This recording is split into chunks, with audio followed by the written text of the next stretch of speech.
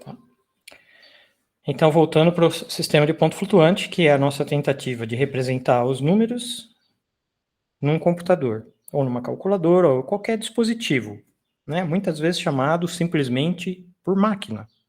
Né? No livro da Neide, ela se refere várias vezes à precisão da máquina, representação na máquina, etc. E tal. Quando ela fala máquina, ela está se referindo aí a uma calculadora, a um computador, ou qualquer dispositivo de cálculo, né, que seja realizável, que seja concreto.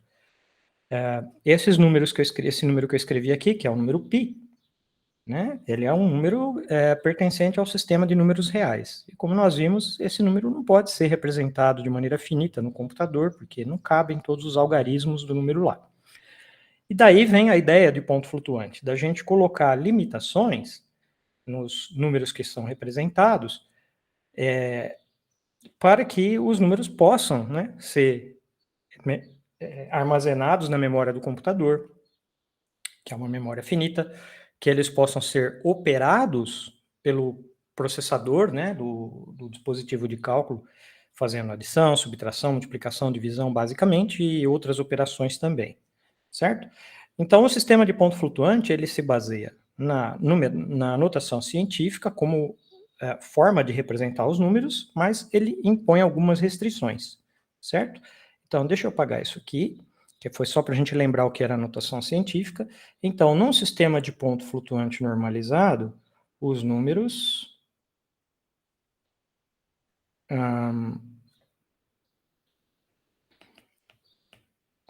nós temos também que dizer o seguinte: todo sistema de ponto flutuante vai ter alguns parâmetros, nós vamos chamar ele assim de f, beta, t, m pequeno, m grande, e eu já digo o que são esses números, né? Então, num SPF dessa forma, todo número é expresso na forma. Tem um sinal, mais ou menos, depois temos uma coisa que é chamada mantissa, que contém os dígitos efetivos do algarismo, né? Do número, perdão. Então, ele tem algarismos de 1 até dt, expressos na base beta, e isso vezes a base beta elevado a um expoente, certo? Em que,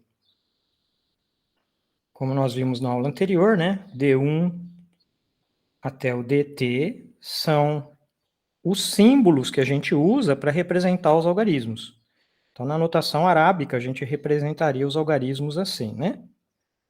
Na base 10. Mas numa base arbitrária, a gente precisaria de beta-algarismos, certo? Isso aqui, então, D1 até dt são os algarismos, ou são os símbolos que a gente usa para representar o número. E lembrando que a cada símbolo está associado um valor, certo? Nós estamos acostumados a fazer essa transcrição de símbolo para valor mentalmente, automaticamente na notação arábica, mas a gente precisa lembrar que existem outros sistemas de numeração que usam bases diferentes, nos quais os símbolos que a gente usa podem ser diferentes dos que nós estamos acostumados, certo? Por exemplo, a notação sexagesimal lá dos babilônios, que tinha 60 algarismos diferentes, cobrindo os valores de 0 até 59, certo? E existe a notação hexadecimal, que é base 16, que precisa de 16 símbolos para representar os algarismos, e aí a gente empresta os 10 primeiros símbolos da notação arábica, de 0 a 9, mas a gente acrescenta as letras de A até F para representar os valores, portanto, os algarismos, cujo valor são de 10 até 15, certo? Nesse sistema. Então, esses são os dígitos, certo? São os algarismos da mantissa, e é o expoente está sempre entre o menos m e mais m, tá certo? Onde beta é inteiro maior ou igual que 2, certo? Emão, eminho e t são inteiros também. Geralmente inteiros positivos, certo?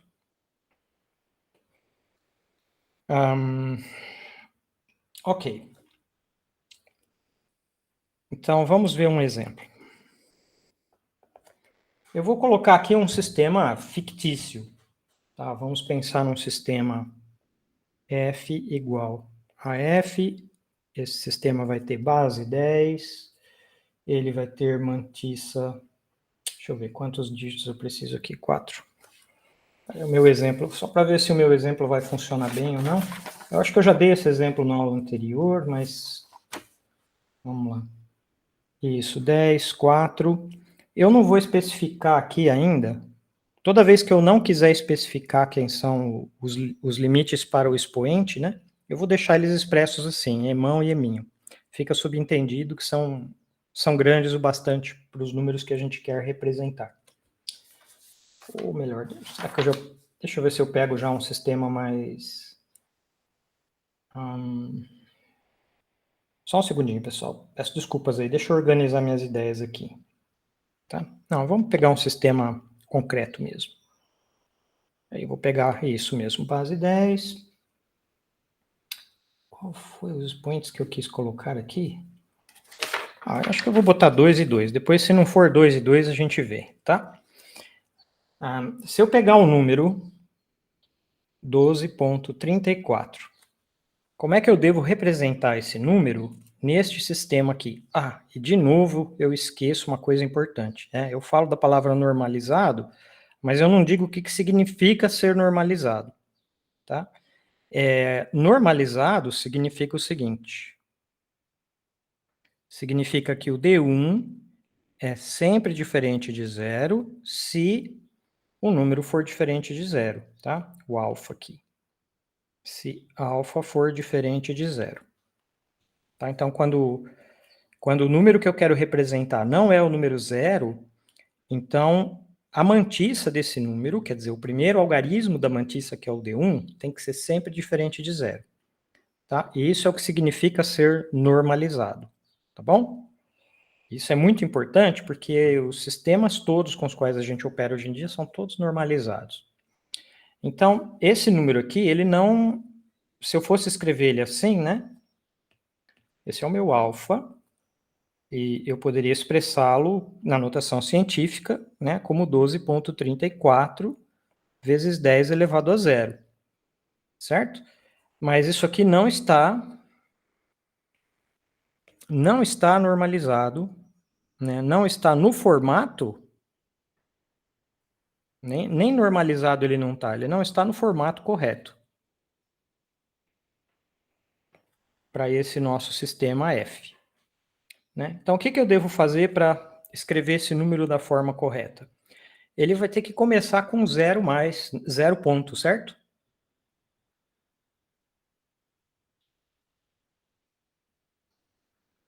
Certo, professor. Isso. Então, o que significa isso? Significa que eu tenho que deslocar o ponto decimal 2 posições para a esquerda. Fazer isso é dividir esse número por 10 ao quadrado, certo? Certo. Então, para deslocar 2 posições para a esquerda, eu vou dividir a mantissa por 10 ao quadrado. Mas para preservar o valor do número, eu devo acrescentar ao expoente aquilo que eu descontei. Então, se eu dividir por 10 ao quadrado, eu tenho que somar 2 no expoente, certo? Então, isso vai ficar 0.1234 vezes 10 ao quadrado. Tá? Professor, só para entender, isso tem que ser por fato de ficar o 0 na frente e aí ficar normalizado. Isso é para a gente entender, a gente precisa escrever o número nessa forma, para a gente entender que este número aqui, ele pertence ao conjunto F. Tá. Certo? Certo, obrigada. Porque ele está no formato correto. Certo? Ele apresenta uma mantissa com 4 algarismos, né? Então tá aqui, ó, os algarismos D1, D2, D3 e D4. Então ele tem 4 algarismos de base 10, certo? Base 10, 4 algarismos, vezes a base elevado ao quadrado. Certo? Então ele corresponde a essa forma aqui. Tá? Um número só está nesse sistema, e portanto só pertence ao sistema como um conjunto, se ele pode ser expresso dessa forma. Se ele não pode ser expresso dessa forma, ele não está nesse conjunto. Pode falar, Yuri. Professor, eu estava meio aéreo na hora, mas o que é o 10, 4, 2 e 2? O 10, 4, 2, 2 é o que eu expliquei aqui, olha em cima.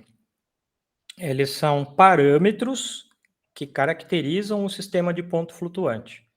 Eu estou especificando quais são os números que estão lá. Os números que estão neste conjunto aqui, vamos pensar nisso aqui como um conjunto.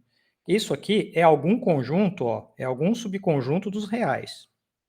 Pelo menos a princípio, ele é algum subconjunto dos reais. Mas quais os números que eu vou encontrar dentro desse conjunto?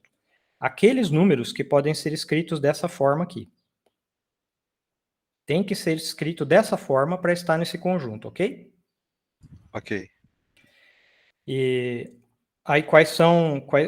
então, o que é que são esses parâmetros do conjunto? Eles especificam quais os números que eu vou encontrar lá dentro. Portanto, beta é a base, todos os números lá têm que ser expressos na base beta.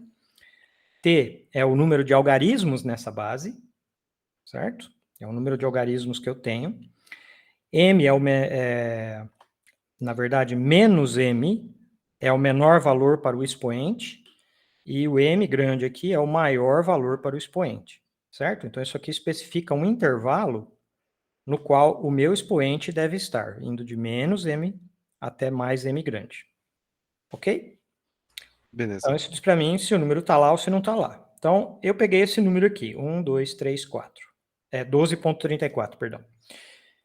Escrito na notação científica, 12.34 vezes 10 elevado a zero, por exemplo. É um jeito de escrever esse número na notação científica. Mas ele não está no formato correto.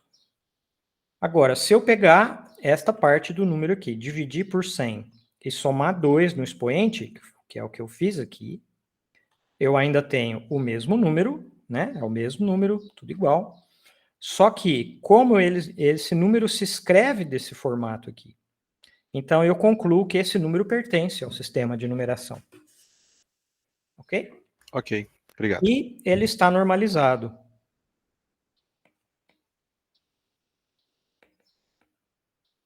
E ele está normalizado porque este algarismo aqui é diferente de zero. Ok? Então, escrito dessa forma, ele pertence ao conjunto porque ele atende às condições para isso, certo? Inclusive a de estar normalizado. Muito bem. Agora, se eu escrevesse de qualquer outro jeito, né, que não começasse por 1 aqui, ou não começasse por um número diferente de zero, então não estaria nesse conjunto. Então, por exemplo, se eu pegar esse outro número aqui, né, vamos pensar assim, 0,0125 vezes 10 elevado a menos 1.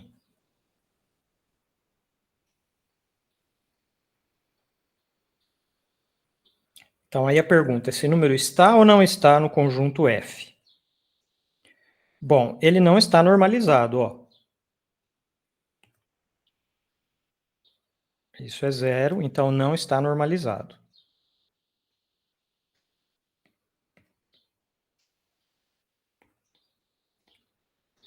Certo? Então, a primeira coisa que eu devo fazer aqui é normalizar. Para eu normalizar, eu vou ter que fazer o quê? Deslocar o ponto decimal uma posição para a direita. Então, agora eu devo multiplicar esse número por 10, certo? Para deslocar o ponto uma posição para a direita, correto? Sim. Então, quando eu fizer isso, vai dar 0,1250. 4 algarismos da mantissa. Como eu multipliquei esse número, né, por 10, eu tenho que compensar subtraindo 1 no expoente. Então, menos 2. Tá? Vejamos. Vamos checar todas as coisas. Primeiro, 4 dígitos na mantissa. Muito bem, 4 dígitos na mantissa. Começando por algo diferente de zero. Então, está normalizado, certo? Então, normalizado. 4 dígitos da mantissa normalizado. E o expoente? Ó, o expoente é menos 2. Está correto, ele está no intervalo de menos 2 até 2. Então, esse número aqui pertence ao sistema.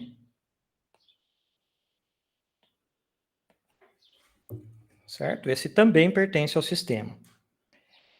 Mas, e se eu pegar este número aqui, ó, 0,00125 vezes 10 a menos 1? Agora, esse número aqui, para que ele ficasse normalizado, eu teria que escrevê-lo assim, né? Eu devo multiplicar por 100 e subtrair 2 no expoente. Então, seria 0,1250 vezes 10 a menos 3. Ora, este número não pertence ao meu sistema de ponto flutuante.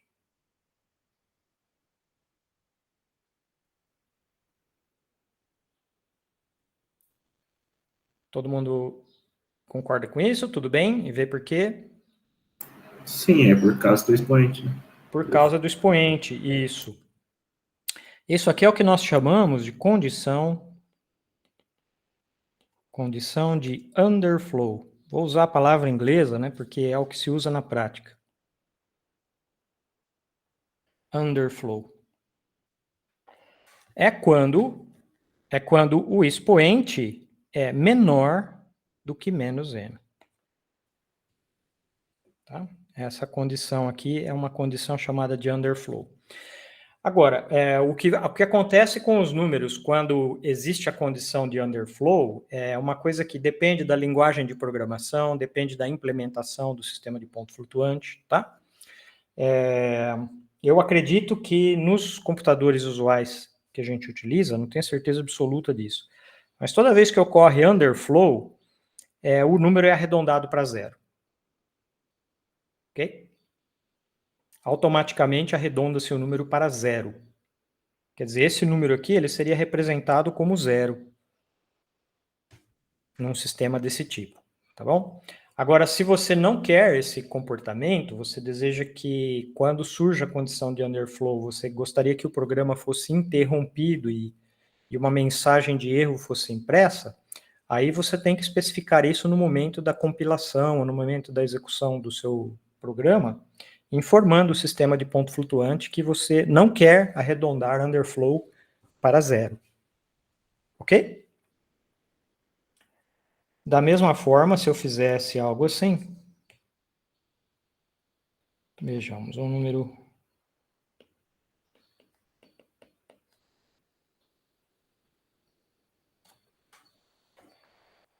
Aqui esse número está no nosso sistema ou não está?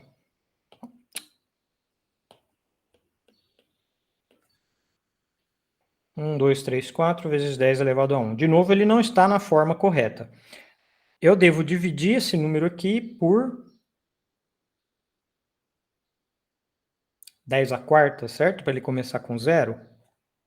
Então, 0,1234 vezes 10. Se eu estou dividindo por 10 a quarta, eu tenho que somar 4 ali no expoente. Então, daria isto, certo? De novo, a gente obtém um número que não pertence ao nosso sistema. Qual que é o problema agora? Agora nós temos a condição de overflow. E a condição de overflow surge quando E é maior do que o maior expoente possível. Tá? Que é o caso aqui. O nosso maior expoente era 2, agora o meu expoente teria que ser 5 para eu conseguir armazenar esse número, né? E nós temos essa condição, então, de overflow. Aqui também, o que acontece quando você tem um overflow, depende do que você escolheu, né, fazer com o número. Normalmente, o procedimento o número ele é arredondado por um número especial que existe em alguns sistemas de numeração. Tá? Então, em alguns sistemas, em alguns SPF, existe um valor, eu não vou chamar de número, mas chamar ele de valor especial, chamado inf. E o valor, obviamente, é mais infinito. Tá? O normal, o padrão é, quando surge a condição de overflow, o número ser arredondado para esse número especial chamado infinito. Tá? Então, vamos entender assim, esse ele não é um número, ele não é interpretado como um número, ele é interpretado como um valor especial, que representa mais infinito. Tá bom? Então, quando ocorre uma condição de overflow, se você não especificar nada, o sistema de ponto flutuante vai automaticamente arredondar esse número para inf, né? Caso mais infinito aqui. Certo? Então, esse é um valor especial, tá? Chamado inf. Ele não é um número, não vou chamar ele de número, porque ele não vai se comportar como número. Se eu pegar inf, somar 1, subtrair 1, ele continua dando inf. Certo? Até aqui tudo bem?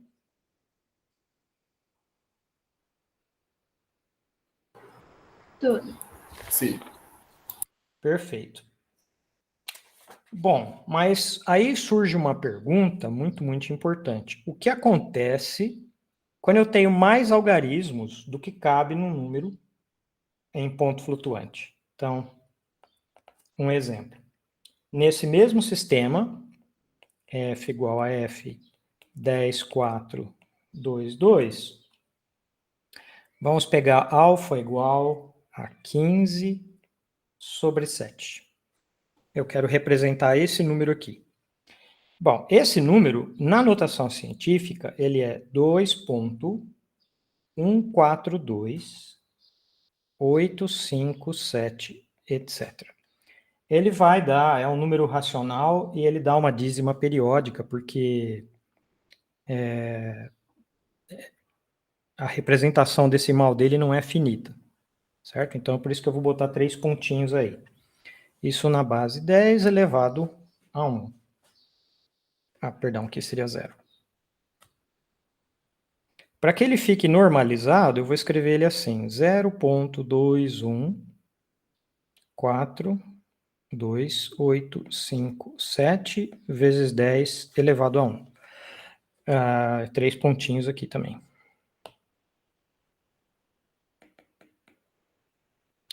Certo? Bom, esse número aqui, ele não pertence ao meu conjunto F. Por que não?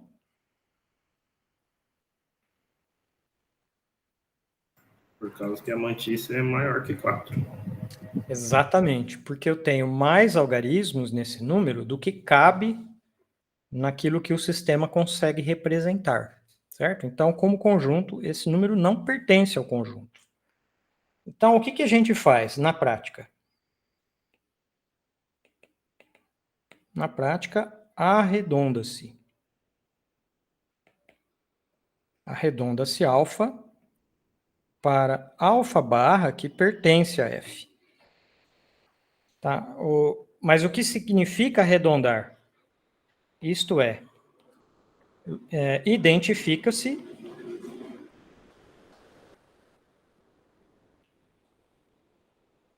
identifica-se alfa barra pertencente ao sistema, de modo que a diferença em módulo alfa menos alfa barra seja a menor possível.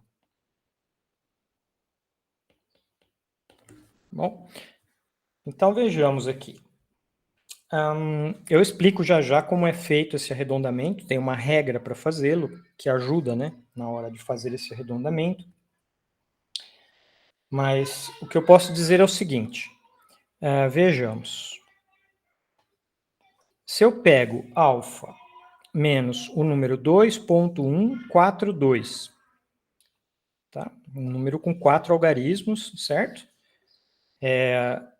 Esta diferença ela é igual a 0.000857 e assim sucessivamente.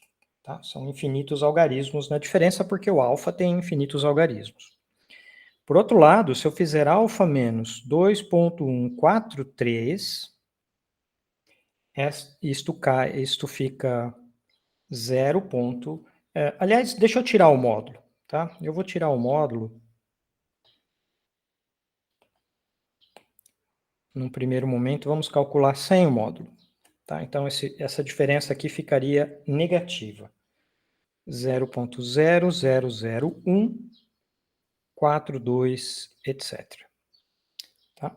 Então, qual destes dois números, 2.142 ou 2.143, qual deles representa o número alfa neste sistema? E por quê?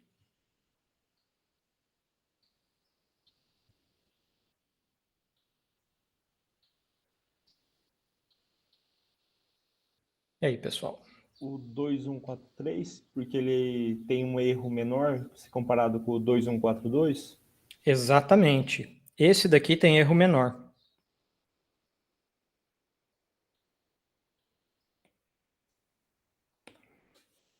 Certo?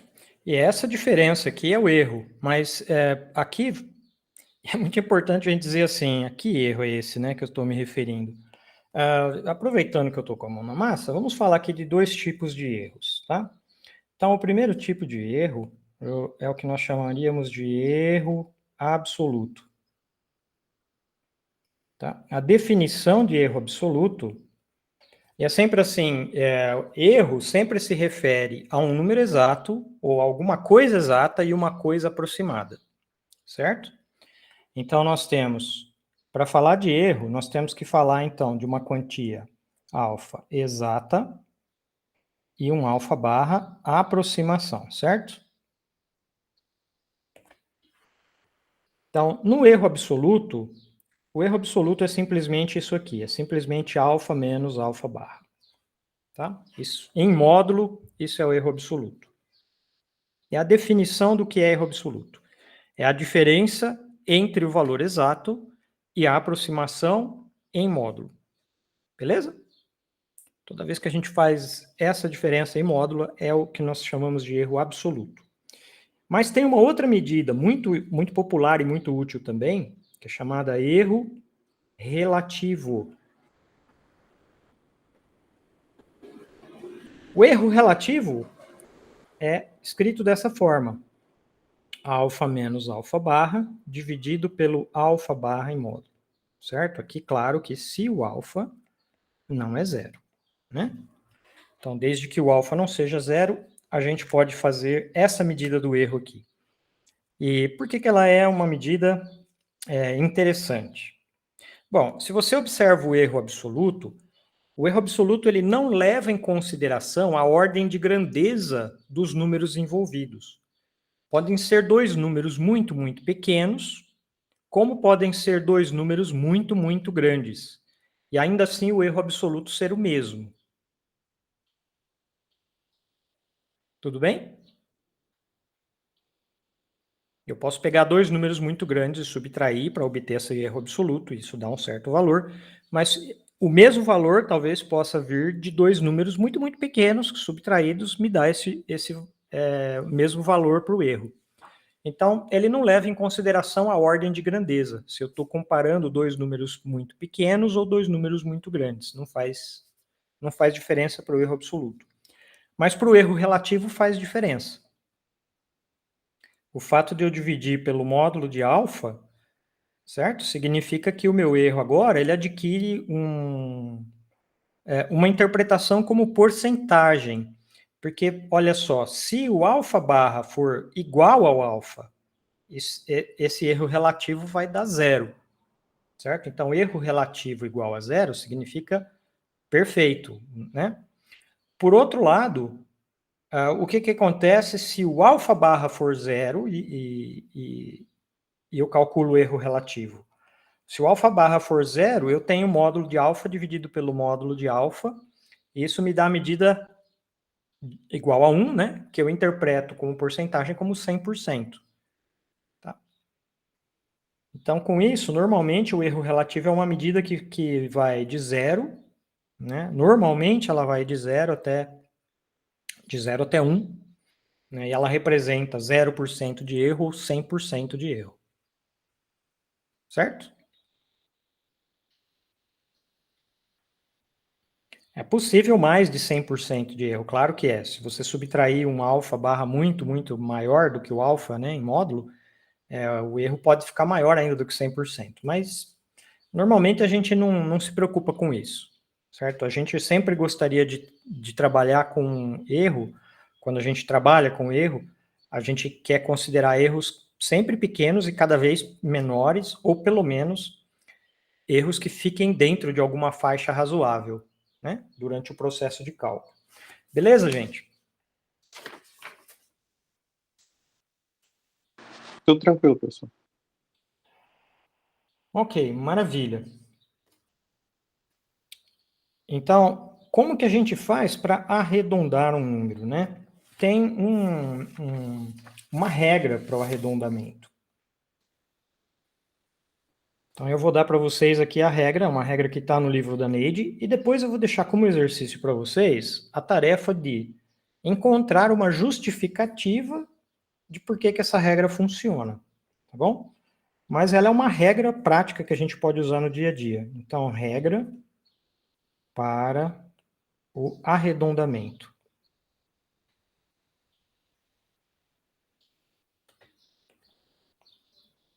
Regra prática, certo? Para o arredondamento. Bom, nós vamos primeiro assumindo, né? Nós vamos assumir que o número que a gente quer representar não seja o zero, porque se ele for o zero, né, não tem nada a fazer. Então, esse é o primeiro passo, assumir que o alfa seja diferente de zero e escrever. Nós vamos escrever o número alfa na notação científica, certo? E nós vamos escrevê-lo dessa forma aqui, S vezes a base beta elevado a um certo expoente, tá? Mas nós queremos fazer isso de maneira que o número esteja normalizado. E o truque para que isso aconteça, para que o número fique normalizado, é fazer o seguinte.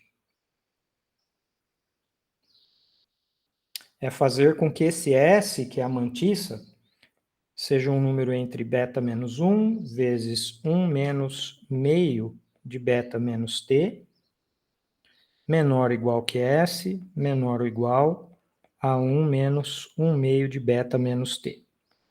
Tá? Parece estranho isso, mas isso é o que garante que o número vai ficar normalizado no final. Bom, então lembre-se, eu estou dando a regra para vocês exatamente como está no livro da Neide, eu não estou justificando a regra aqui. Depois eu quero que vocês tentem justificar para ver se isso faz sentido mesmo ou não. E aliás, aqui eu tenho que tomar um cuidado. Eu tenho que lembrar que os números no intervalo entre 0 e 1, eles têm duas representações, né? Então, por causa disso, no extremo superior aqui, eu preciso colocar um sinal de menor e não menor ou igual, tá? Senão eu vou ter problemas. Muito bem. Agora, você primeiro faz isso. Beleza. Você escreve o número, então, na notação científica primeiro. Eu ainda não estou preocupado ainda em colocar o número já no formato certinho para o sistema de ponto flutuante, né? Não.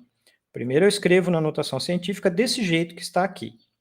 Isso geralmente, não sei se vocês percebem, mas é eu pegar o alfa e multiplicar ou dividir o alfa por uma potência conveniente da base beta, certo?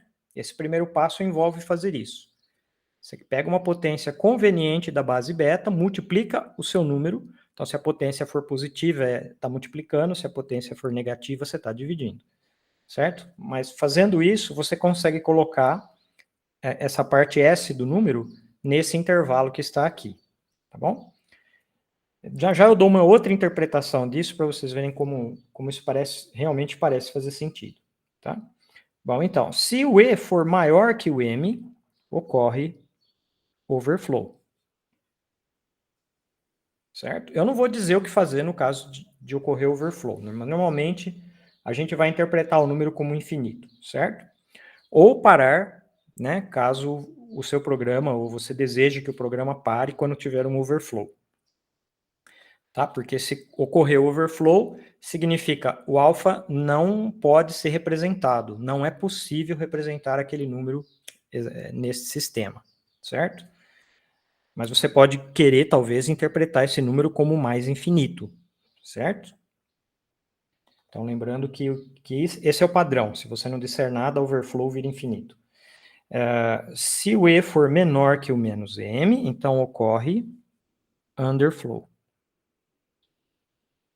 E aí, de novo, o número pode ser arredondado para 0, né? Normalmente mas você pode não querer que faça outra coisa. Caso contrário, bom, o número, então, o expoente E está no intervalo de menos M até mais M. Então, nós podemos prosseguir. Tá, no próximo passo, nós calculamos esta conta aqui, ó. Você vai pegar o S, que você encontrou ali em cima, sem a parte que envolve o expoente, né? Só a parte S, e vai somar 1/2 de beta elevado a menos T. Tá? E vai escrever esse número, e esse número vai ser algum número desse jeito aqui, ó. D1, D2, tal, DT, DT mais 1. Pode ter uma infinidade de algarismos aí. Certo? Quando a gente calcula esse S mais 1/2 de beta menos T. Ok? Então, quase lá. Quinto passo. O alfa barra vai ser 0.D1, D2, etc., até DT, isso na base beta, vezes o beta elevado ao expoente E, tá? Esse número aqui pertence ao F. E aqui eu já vou colocar o seguinte, eu vou colocar alfa barra, tá? Porque isso já não é mais o alfa, certo? O alfa em módulo é esse aqui. Tá? A partir do momento em que eu escrevi o número dessa forma aqui, ele não é mais o alfa, agora ele é um alfa barra. Ok? E se a gente tirar o módulo aqui, então isso vai ser, sei lá, mais ou menos, certo? Mais ou menos, tem um sinal na frente, eu não sei, pode ser positivo, pode ser negativo, mas agora o número vai pertencer ao sistema de numeração de ponto flutuante, porque agora eu tenho T algarismos, tá? Esse procedimento que foi seguido garante que essa parte é diferente de 0, então isso aqui está garantido. Tá? O procedimento acima garante que o primeiro algarismo não vai ser 0, então ele já está normalizado, então ele pertence ao sistema de ponto flutuante. Certo? Então, esse é a regra prática para fazê-lo. Vamos ver ela em ação. Tá, então, eu vou pegar um exemplo aqui. O nosso sistema agora vai ser um sistema de base 10, 4 algarismos da mantissa, expoente podendo ir no intervalo de menos 5 até 5. Ok? Bom, o primeiro passo, então, para eu representar qualquer número, por exemplo, eu quero representar o alfa igual a 15 sobre 7, né? Representar em F. Qual é o primeiro passo que eu devo seguir? Né? Então, como o passo aqui de cima me disse, eu tenho que escrever o alfa em módulo, onde o S está dentro desse intervalo aqui. Então, a primeira coisa que eu tenho que fazer é calcular esse intervalo, certo? Eu preciso calcular isso aqui, ó. Tá? Isso envolve calcular primeiro este número, e notem que é o mesmo número que aparece aqui. Né? Então, aí eu pegar este número, calcular ele, e dividir ele por beta para colocar no outro extremo. Tá? Então, eu vou calcular o número, aqui, 1 menos 1/2 de beta elevado a menos t, que vai dar o número 1 menos 1/2 vezes 10 elevado a menos 4. Certo? Então, esse número aqui está me dando o seguinte, 0.99995. Ok? E o beta menos 1 vezes esse número é igual a esse número dividido, né, dividido por 10, né? Então, vai ser 0.099995. Ok? Então, agora eu tenho que escolher um expoente de maneira que o número 15 sobre 7 fique no intervalo. Então, eu tenho que escolher S e E, tais que 0,09995 seja menor ou igual que o S, e este seja menor do que 0,99995. Certo? É muito fácil ver que o alfa igual a 15 sobre 7, ele pode ser escrito, então, como nós vimos antes, como 0, 2, 1, 2, 1, 4, né? 2, 1, 4, 2, 8, 5, 7, e tem um monte de algarismos, infinitos algarismos, vezes 10 elevado a 1. Então, note que eu posso pegar essa parte aqui, tudo, inclusive os 3 pontinhos, é o meu S. Tá? E esse camarada aqui é o expoente. Ok? Então, vejamos. Esse valor S que eu encontrei está nesse intervalo aqui. Corretamente está dentro desse intervalo. Beleza? E o expoente está dentro do intervalo de menos 5 até 5.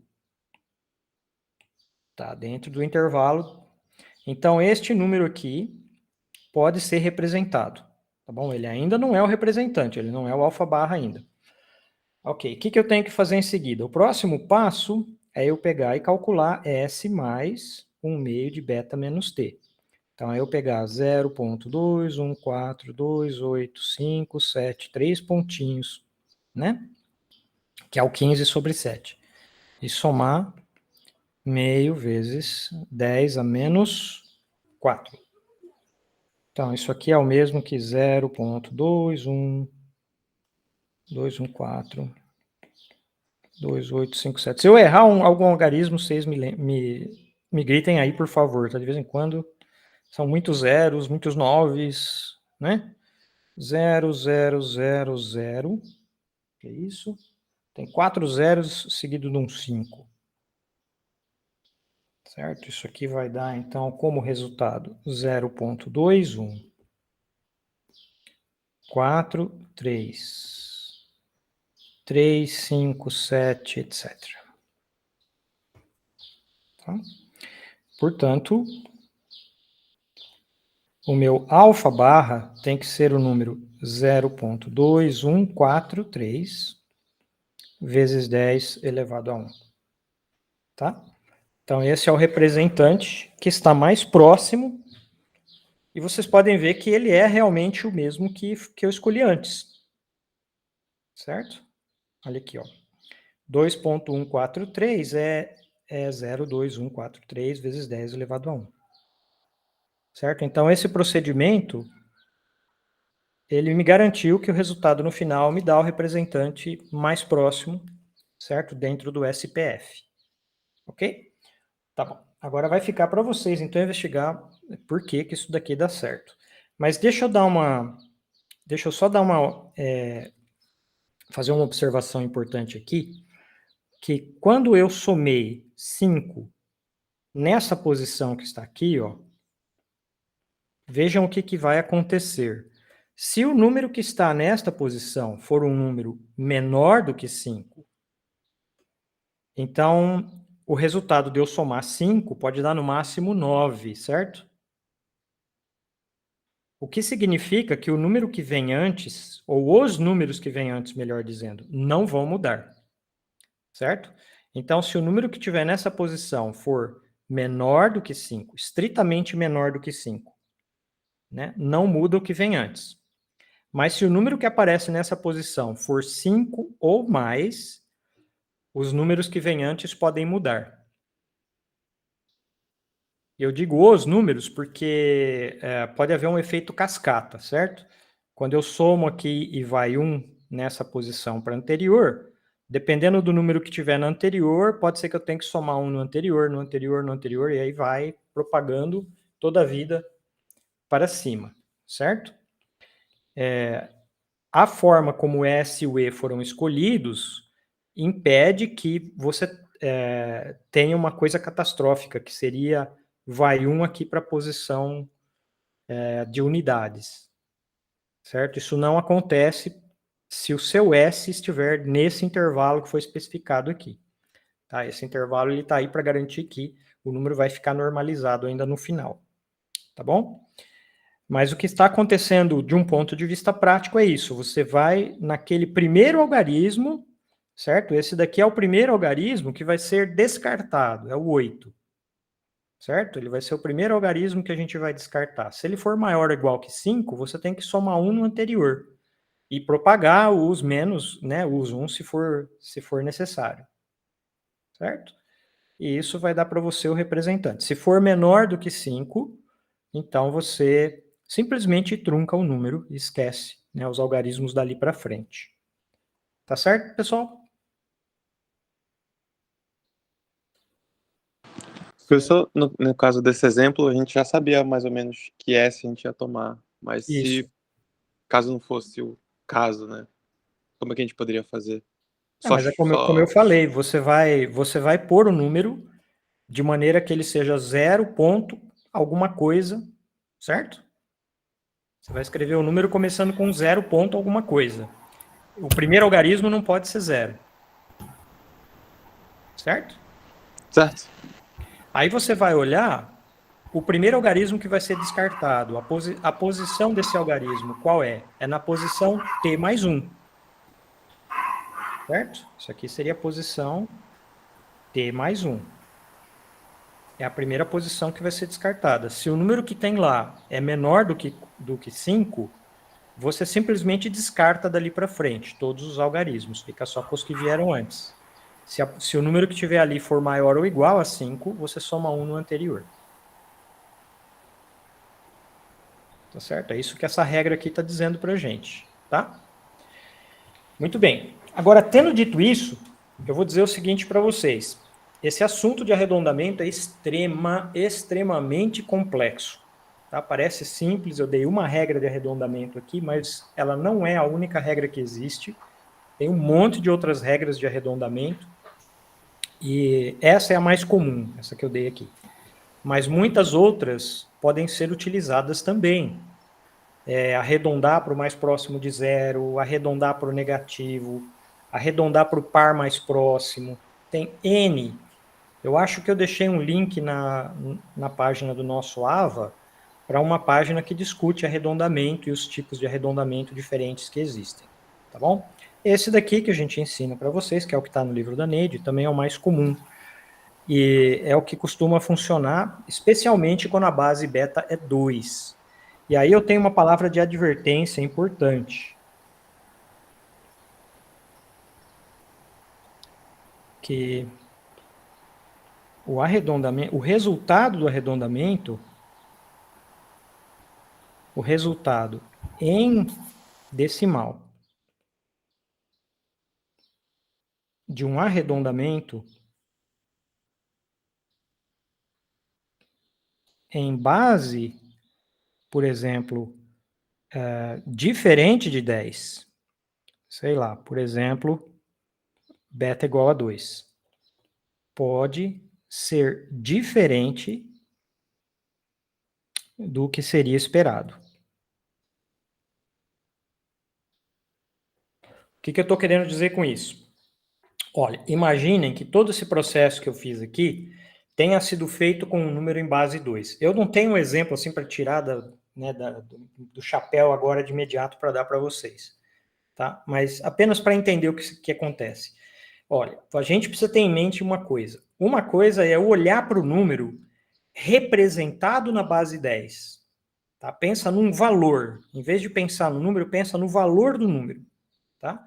Agora pensa em representar esse número numa certa base. Ele pode ser representado na base que você quiser. Em particular, nós estamos acostumados a lidar com o número na base 10, certo? Mas digamos que o dispositivo de cálculo opera numa base diferente, por exemplo, base 2. Então, como é que ele vai fazer o arredondamento? Ele vai fazer o arredondamento assumindo beta igual a 2, e não beta igual a 10, como nós estamos fazendo aqui. Ok? Então, quer dizer, o procedimento que ele vai usar para fazer o arredondamento vai ser feito em base 2, não em base 10. Tá? Depois de fazer o arredondamento, eu posso representar o número em base 10, para o ser humano poder ver e entender aquele número, certo? Esse resultado impresso posterior ao processo de arredondamento, ele pode ser diferente do que você esperaria se você calculasse em base 10. Certo? Ou seja, o arredondamento em base 10 e em base 2 não precisam concordar. Tranquilo, pessoal?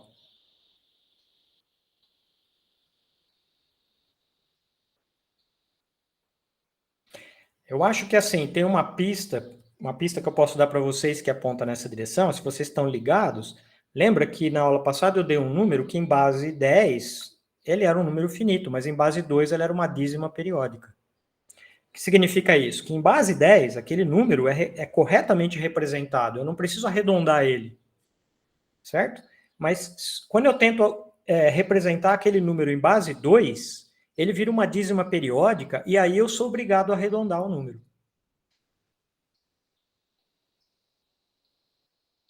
Então, os arredondamentos em base 10 e base 2 do mesmo número, eles podem dar resultados diferentes.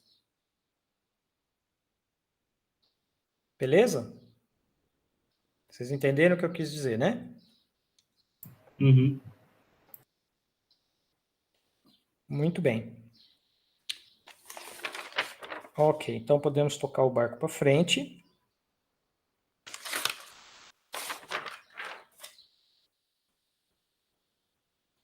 Bom, aí eu falei um bocadinho sobre o sistema de ponto flutuante do IEE, né, que é o sistema normalizado utilizado por muitas linguagens de programação, como C, Pascal, Python, Fortran e por aí vai. Né? Eu mostrei aquele aplicativo para vocês, mas ele é um pouco difícil de entender, porque nós temos essa coisa, que quando eu represento o número em base 2... Né? Então, se eu pego um número diferente de 0 e represento esse número em base 2, então deixa eu pegar um exemplo aqui. Vamos pegar, por exemplo, alfa igual a 1.5. Tá? E eu quero representar esse número neste sistema aqui. F2, 24, menos 126 até 127. Ou 128, não tenho certeza agora, mas acho que é 127, o que a máquina realmente usa. Bom, como é que a gente faria isso? Primeiro, a gente escreveria assim, né? Alfa igual... Vamos separar a parte inteira, que é 1.0, da parte fracionária, que é 0.5. Tudo bem? Tem mais de uma maneira de fazê-lo, mas a gente pode fazer assim, separar primeiro parte fracionária e a parte inteira. Bom, a parte inteira desse número é 1. Como é que eu represento 1 na base 2? É só o 1 mesmo. Então, a parte inteira é só isso aqui. Mas, como é que eu represento 0.5 na base 2?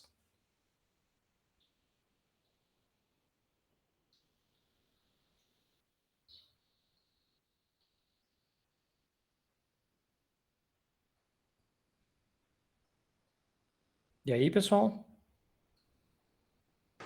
É o menos 1, né? Seria 0.5 na base 2, quer dizer, eu tenho que achar aqui quem é o D1, vezes 2 a menos 1, mais D2 vezes 2 a menos 2, e assim por diante, né? Nós já fizemos essa conta antes e nós vimos que o D1 é igual a 1 e os outros algarismos que vêm depois é tudo 0. Então, esse número aqui é 0.1 na base 2. Tá? E para completar a notação, a gente coloca aqui 2 elevado a 0, né? Para representar esse número aqui. Tá?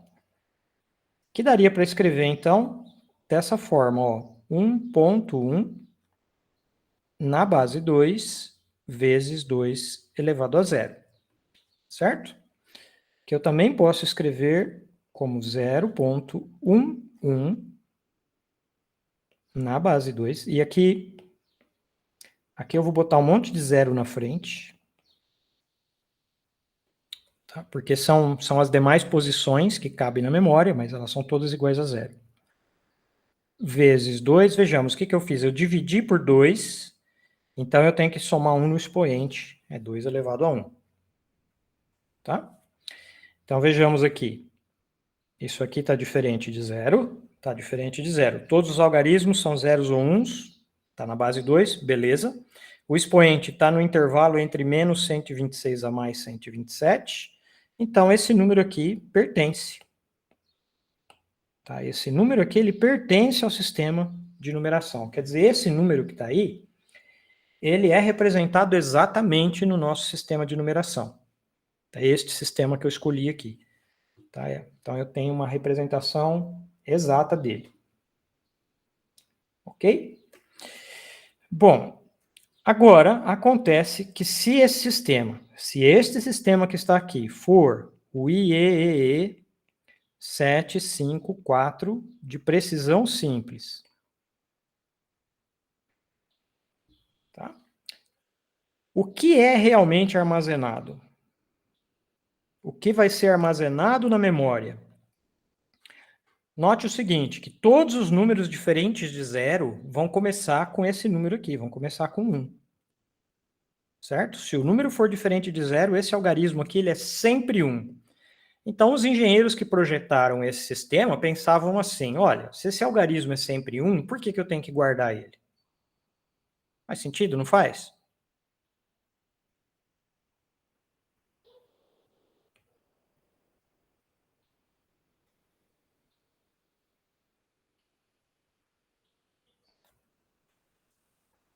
Sim, pessoal? Não?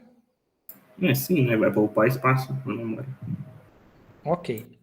Então, o que vai ser armazenado aqui, pessoal, é só esses algarismos. Estes são armazenados. Tá? Nesse sistema. E que mais que eu tenho que armazenar? Eu tenho que armazenar o sinal, né? O sinal quando o sinal é 0, o número é positivo, quando o sinal é 1, o número é negativo. Então, eu tenho que ter uma posição para o sinal. Eu tenho que ter aqui 24 menos 1 seriam 23 posições. Tá? Então, aqui são 23 posições. Ou 23 algarismos binários, né? Para armazenar a mantissa. Se o número for diferente de 0, né? Eu sei que eu posso jogar fora o primeiro algarismo. Beleza. E agora eu tenho que verificar o expoente. O expoente aqui é 1. Tá? Como é que se representa o expoente nesse sistema? Tá? Como ele é armazenado? Armazena-se, neste caso aqui, armazena-se, na verdade, E mais 126. Tá? Então, E mais 126, quanto é que vai dar? E mais 126 é igual a 127, escrito na base 2. Como é que eu represento esse número em base 2? Como eu estou acostumado a fazer isso de cabeça, né, eu sei o seguinte, esse número vai ser representado por 7 algarismos, 1, 2, 3, 4, 5, 6, 7. 7 algarismos 1 na base 1. E só para lembrar que o expoente ocupa 8 bits nesse sistema, eu ponho um 0 aqui na frente, tá? Então, esse vai ser o expoente para esse número. Então, na memória do computador, o que eu vou encontrar na memória? Deixa eu ir para a próxima página. Se eu for olhar na memória do computador, eu vou olhar aquela... Eu quero olhar o que é que o computador guardou dentro da memória dele, né? Então, eu vou encontrar o seguinte. Eu vou encontrar isso aqui, que é o sinal. Logo em seguida, eu vou encontrar 0, 1, 2, 3, 4, 5, 6, 7, 1, 2, 3, 4, 5, 6, 7, que é o expoente. E depois eu vou encontrar a mantissa. E como é que é a minha mantissa aqui? Começa com 1, 0, 0, 0, 0, né? Tem uma lista de 24. Começa com 23, perdão, algarismos só que são guardados, certo? Então vejamos aqui. Isso aqui ocupa 23 posições. Isso aqui ocupa 8 posições. Isso aqui ocupa uma posição. Então, o total de posições aqui, 32 posições. E a gente costuma dar o nome de bit para cada uma dessas posições, tá? Então, em precisão simples, tá? Num sistema de precisão simples, o número 1.5 seria representado por essa cadeia aqui de símbolos, ou nós interpretamos como bits. Eu dei para vocês um truque muito fácil, que é para transformar essa notação em hexadecimal, é só você agrupa os bits em grupos de 4, assim, ó, do jeito que eu estou fazendo. Tá? Aí vejamos. Esse primeiro grupo aqui, qual é o valor do número? O número é 0011, né? Lembrando que se eu for olhar para o valor só desse grupo aqui, eu vou interpretar o primeiro cara aqui como sendo multiplicando 2 elevado a 1, esse aqui 2 elevado a 2, né? Que eu estou olhando só para esse grupinho, separadamente, individualmente. Tá? Então, o número que está armazenado aí nesse grupinho de 4 algarismos é o número 3. Certo? O que está armazenado aqui com 4 algarismos no grupinho seguinte, você calcula 2 elevado a 0, 2 elevado a 1, 2 elevado a 2, 2 elevado a terceira. Vai dar 15. Tá? O próximo algarismo, ó, 2 elevado a 0 vezes 0, 2 elevado a 1 vezes 0, 2 elevado a 2 vezes 1, 2 elevado a 3 vezes 1. Isso vai dar 12. E os demais bloquinhos, você vai encontrar 0. Tá? Então, o valor nesse primeiro bloquinho é 3, o valor no segundo bloquinho é 15, e assim sucessivamente. Para a gente escrever isso na base 16, é só você usar os algarismos da base 16. Certo? Então, em hexadecimal, a gente escreveria esse número assim. 3, eu não posso escrever 15 usando a notação arábica, porque eu agora quero representar na base 16, então eu preciso de um símbolo para isso. O símbolo para 15, como nós já sabemos, é a letra F. Tá? O símbolo para o 12 é a letra C. E aí é muito fácil. Por que é F, por que é C? Porque a gente começa 0, 1, 2, 3, vai até 9, aí o 10 é A, certo? O 11 é B, o 12 é C e assim por diante. Então vai dar 3FC0. Notem que eu tenho quantos grupinhos aqui de 4 algarismos binários? São 32 no total, dividindo por 4, né? Vai dar 8. Então,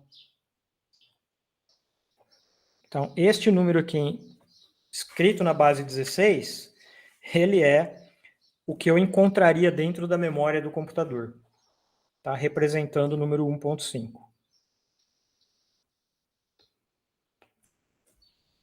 Ok? Agora, quem quiser fazer isso daqui, abre o aplicativo lá e escreve o número 1.5 lá, vocês vão ver que vai sair exatamente esse resultado que eu coloquei aqui, tá? Mas isso não é importante, tá bom? Eu cheguei nesse nível de representar o número na notação da máquina, apenas para a gente ter uma noção de que o computador faz isso para nós, né? Na programação do computador, alguém já fez esse procedimento para nós. Mas é para a gente adquirir uma noção assim de como é que os números são armazenados mesmo na memória do computador, certo? Se eu for olhar na memória do computador e eu encontrar essa palavra escrita lá, 3FC00000, eu posso interpretar essa palavra como sendo o número 1.5 na notação de ponto flutuante. Tá ok? Nós não vamos fazer isso, né? Nem somos da computação aqui. Pessoal da computação que gosta de escovar bit, né, e saber essas coisas. É só para a gente entender como é que um número sai da notação decimal, que o ser humano lê, que é essa aqui, e ele acaba num formato que a máquina lê e consegue entender, que é esse aqui. E como a gente interpreta esse número? Certo? A gente interpreta ele dessa forma aqui, ó. Certo? Maravilha. Ok, então agora eu quero falar para vocês dos efeitos numéricos, e a gente vai já mudar para o Google Colab, onde eu vou fazer os cálculos no computador, porque é mais fácil de explicar. O que é esse negócio de efeito numérico? Acho que eu uso outra cor, né? Aqui. Efeitos numéricos. Os efeitos numéricos têm a ver com de que forma os números são arredondados e como esse arredondamento afeta os cálculos, quando você quer fazer algum tipo de cálculo. Bom, então, como nós vamos ver, por meio de exemplos que eu vou apresentar em seguida, ocorrem esses efeitos. Quer dizer, quando eu faço uma operação ou uma sequência de operações, e o resultado não pertence ao meu conjunto F, que é o conjunto de números de ponto flutuante, eu sou obrigado a arredondar, e ao arredondar eu estou introduzindo um erro, certo? E dependendo do meu procedimento de cálculo, esse erro tende a ir se propagando, e pode acontecer muitas coisas diferentes com ele. Eu vou colocar aqui apenas 4 coisas diferentes que nós vamos exemplificar hoje. Um deles são cancelamento. Eu já falei na aula anterior, ele ocorre sempre que eu vou subtrair 2 números que são muito próximos entre si. Tá? E o cancelamento, ele produz perda de precisão.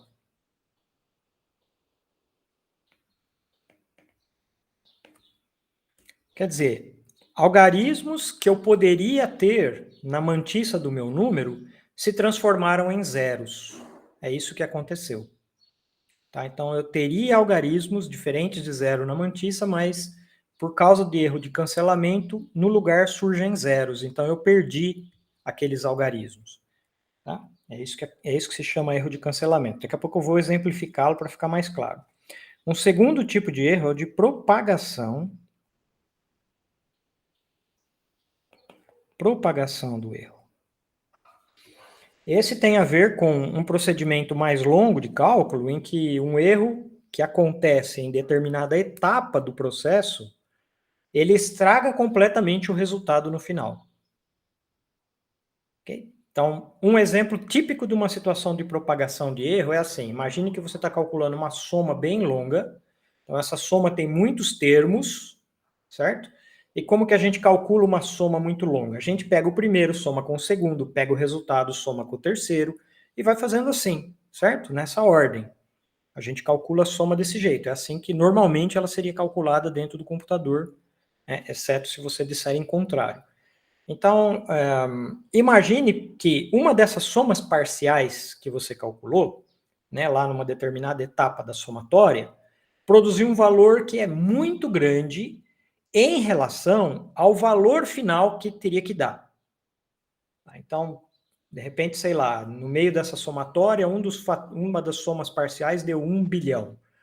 Mas lá no final, quando eu somar todos os termos, o valor correto deveria ser 1 vezes 10 a menos 3, sei lá, ou 1 vezes 10 a menos 5, um valor bem pequeno. Bom, esse termo, essa somatória, né, essa soma parcial, que tem um grande valor, quando eu for somando os próximos termos da minha soma, eles não vão acrescentar praticamente nada nesse termo que já ficou muito grande. Aí o que acontece no final? Estraga o resultado. Eu não vou chegar no número que eu queria chegar. Eu vou mostrar um exemplo também para ficar claro isso, tá? Então, esse aqui acontece tipicamente numa situação em que uma soma parcial é muito grande em relação aos demais termos da soma e, particularmente, em relação ao resultado final que a soma deveria dar. Tá? Então, coisa que acontece em somatória. Ok. Depois, um outro tipo de erro que se chama instabilidade. Instabilidade numérica. Essa também tem a ver com a execução de processo repetitivo, e é mais fácil eu mostrar um exemplo também, para a gente entender o que é, do que eu explicar detalhadamente e tecnicamente o que é instabilidade numérica. Ele é semelhante ao problema da propagação, mas ele não exatamente é uma somatória, tá? E ele não exatamente, como é que eu poderia dizer isso? Ele não é um artefato que é exclusivo do sistema de numeração que foi adotado. Ele também é um problema que pode surgir por causa da particular sequência de operações que eu decidi fazer. Pode ser que fazendo a sequência de operações em uma ordem diferente, resulte num resultado correto. E eu vou mostrar as duas coisas. Fazendo num sentido vai dar problema, se eu fazer numa outra ordem vai dar certo. Tá? E depois um outro problema que se chama mau condicionamento.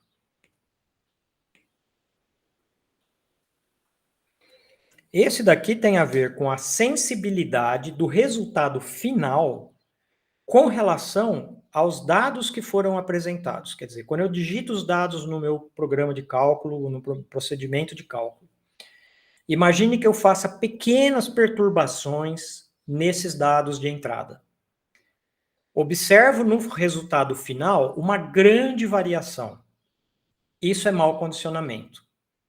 Certo? Quer dizer, tem alguma coisa, tem algum problema no meu procedimento de cálculo ou na minha modelagem do problema, não necessariamente tem a ver com o sistema de numeração em si, tá? Mas pode ser da modelagem mesmo. A própria modelagem matemática pode estar causando essa sensibilidade a pequenas variações nos dados da entrada.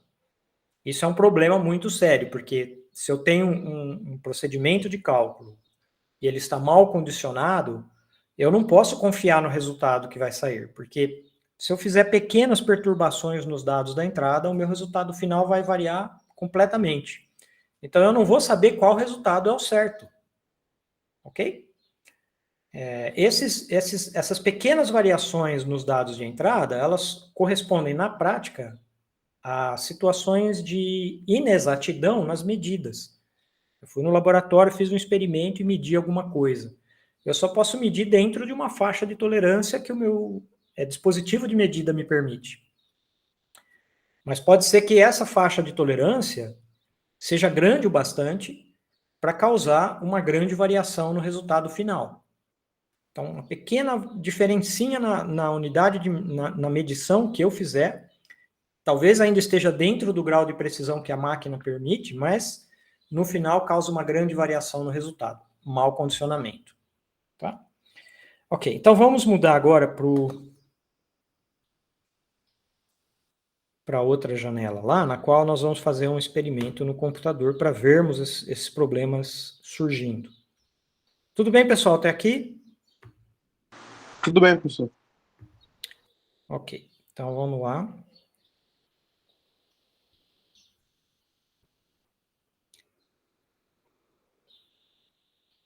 Ok, vocês veem aí a minha janela.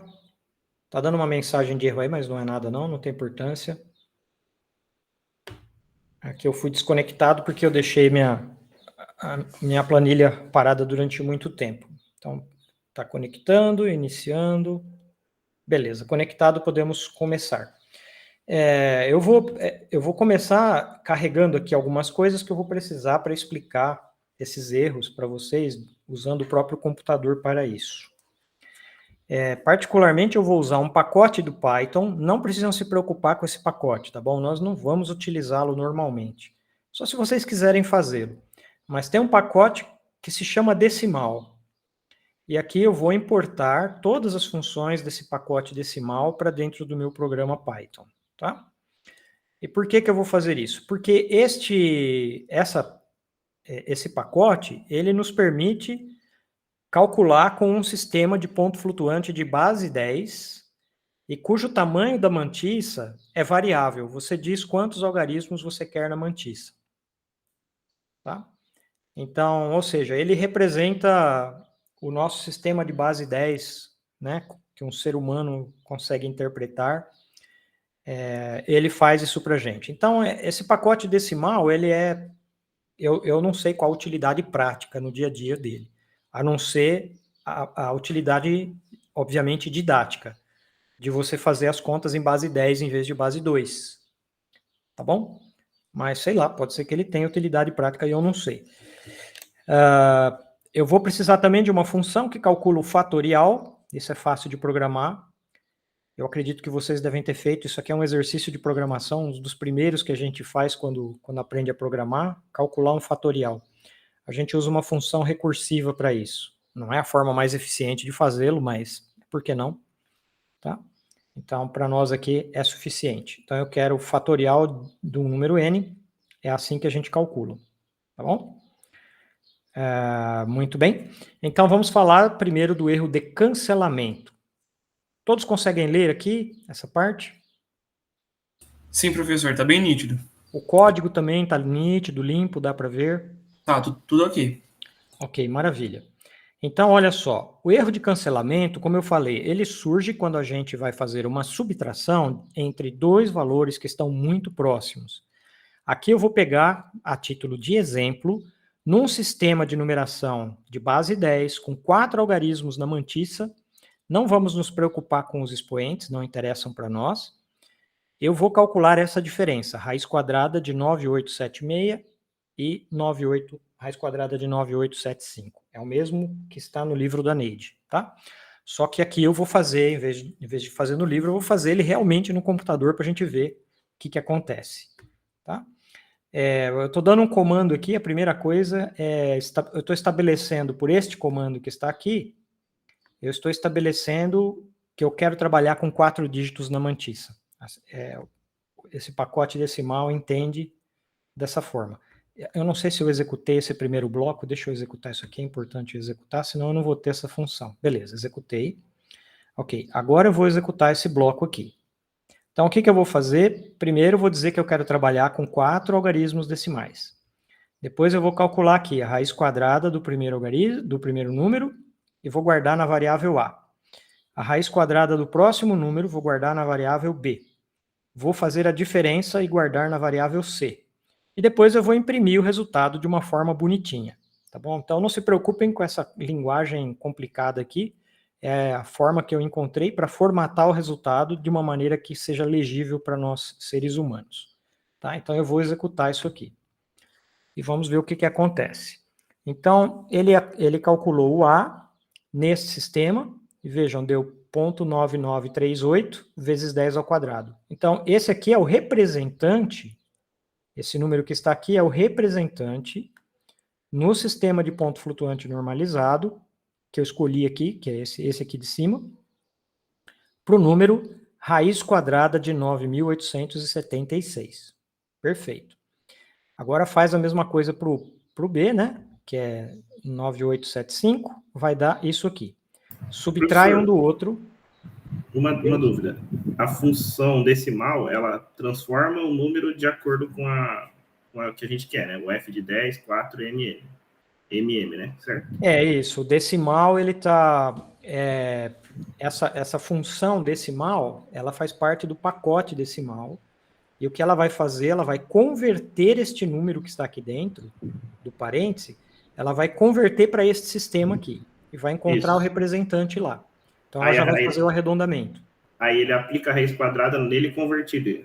Isso. Além disso, esse pacote, ele sabe calcular a raiz quadrada. Então, eu uso a função raiz quadrada para calcular isso.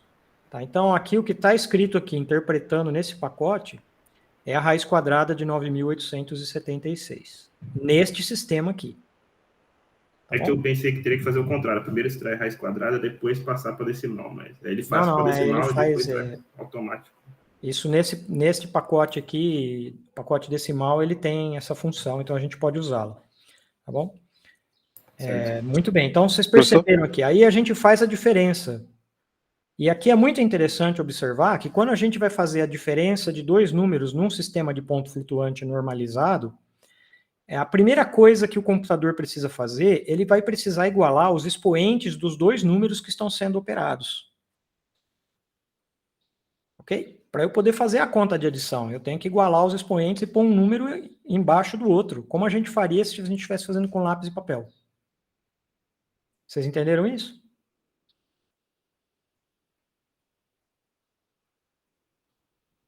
Aqui, no caso, os expoentes já são iguais, mas se não fossem, o computador iria fazer isso no rascunho dele. Iria colocar os expoentes iguais e depois ele iria fazer a subtração. Tudo bem? Sim. Deu para entender isso que eu falei? Uhum. Sim, tá certo. Tá. Então, assim, a gente consegue entender de onde vem esse erro. Porque o exemplo aqui está mostrando para a gente exatamente de onde vem o erro. Quando eu pego esse número e subtraio do de cima, dá 0,0001 vezes 10 ao quadrado. Então, note o que aconteceu aqui, ó. Essas 3 posições aqui no começo do número, eu perdi. Na verdade, eu perdi 4 posições aqui. Tá? Não é completamente evidente a partir deste exemplo, mas aqui não seria 1 aqui nessa posição, tá? Assim como aqui não seria exatamente 7. Aqui nessa posição seria 0,5 ainda. O que significa que, na verdade, se eu fosse fazer isso direito, que aqui não está realmente feito direito, eu teria 4 zeros aqui na frente e um 5 depois, tá? Deixa eu explicar o que é fazer direito. É como o computador faria isso. Ele operaria temporariamente os números em uma memória que tem o dobro de algarismos. Ok? Quer dizer, os resultados intermediários de uma conta, eles são feitos numa memória que tem o dobro de algarismos. Depois disso, é que é feito o arredondamento para o sistema de ponto flutuante que você quer. Beleza, pessoal? Em computação, eles costumam dizer assim, o acumulador tem precisão dupla, ou tem o dobro da precisão. Vocês vão ouvir muito o pessoal da computação falando isso. O acumulador tem sempre precisão dupla. O que é isso? É que aquele lugar de memória, onde os resultados intermediários são armazenados, ele sempre tem o dobro de algarismos do que o final, tá? Ou eu diria o dobro, mas não é necessariamente sempre o dobro. Pode ser alguns algarismos a mais apenas, depende da implementação. Normalmente é o dobro, tá? Mas o que vocês estão observando aqui? Que nessas posições aqui, eu obtive o valor 0. Mas, na verdade, eu poderia expressar essa diferença aqui de uma outra forma em que as 4 posições no algarismo do meu número não seriam zeros. Vamos ver como é que eu poderia fazer isso. É muito fácil. Olha, observe que se eu faço aqui, usando álgebra, né? Eu calculo x menos y vezes x mais y, nós sabemos que isso dá x ao quadrado menos y ao quadrado. Então, vamos colocar aqui x igual a raiz quadrada de a, y igual a raiz quadrada de b. Então, a raiz de a menos raiz de b vezes raiz de a mais raiz de b é igual a menos b. Ou seja, raiz de a menos raiz de b pode ser escrito como um quociente de a menos b dividido por raiz quadrada de a mais b. Ok? No nosso caso, isso faz muita diferença porque o a e o b são inteiros. E quando a gente fizer a diferença do a e do b, essa diferença vai dar igual a 1. Certo? Eu não tenho problema de subtrair 2 quantias muito próximas e perder precisão com isso, porque eu estou subtraindo 2 inteiros. No denominador, ao invés de eu estar subtraindo agora, eu estou somando. Então, o que vai acontecer quando eu fizer essa conta aqui? Eu vou calcular o número d, que vai ser esse quociente, a menos b sobre raiz de a mais raiz de b. Fazendo a conta aqui, vamos ver.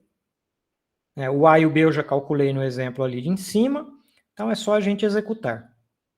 Vejam o que deu, 0,5030 vezes 10 a menos 2. Tá? Esse valor aqui agora ele é correto.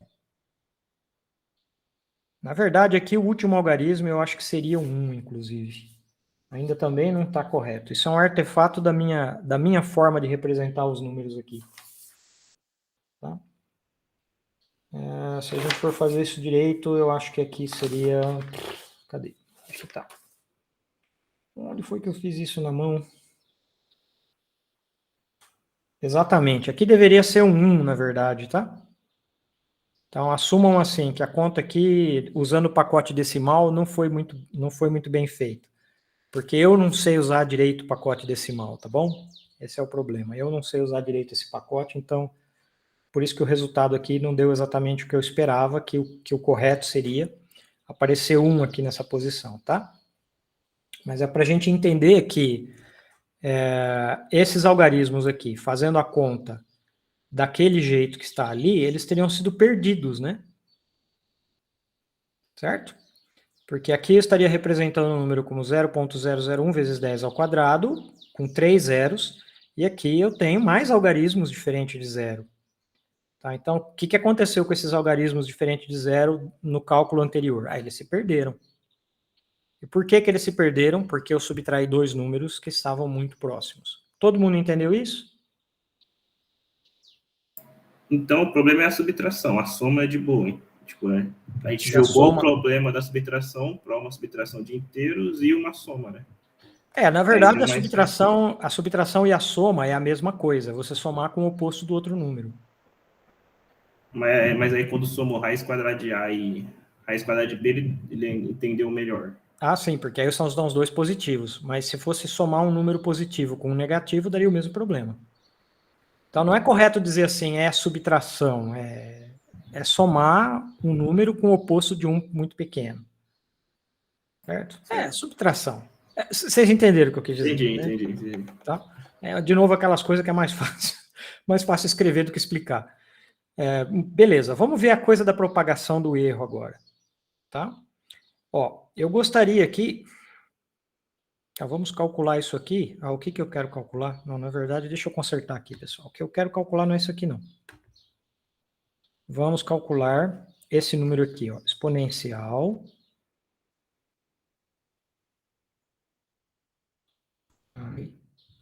Exponencial de menos 5,25.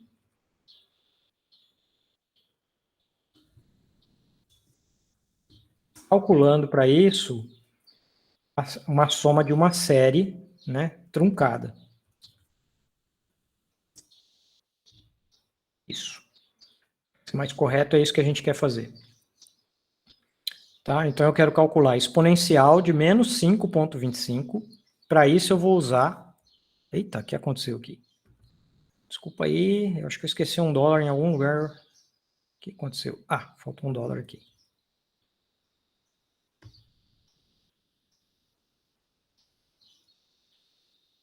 Agora sim. Então, a gente lembra aqui que a série pré-exponencial, ela é essa soma que está aqui, né? Só que vai de 0 até mais infinito. Né? X elevado a k dividido por k fatorial, onde x é o valor que está no expoente, né?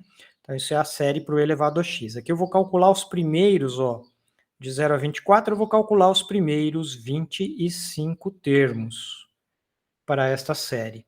Tá bom?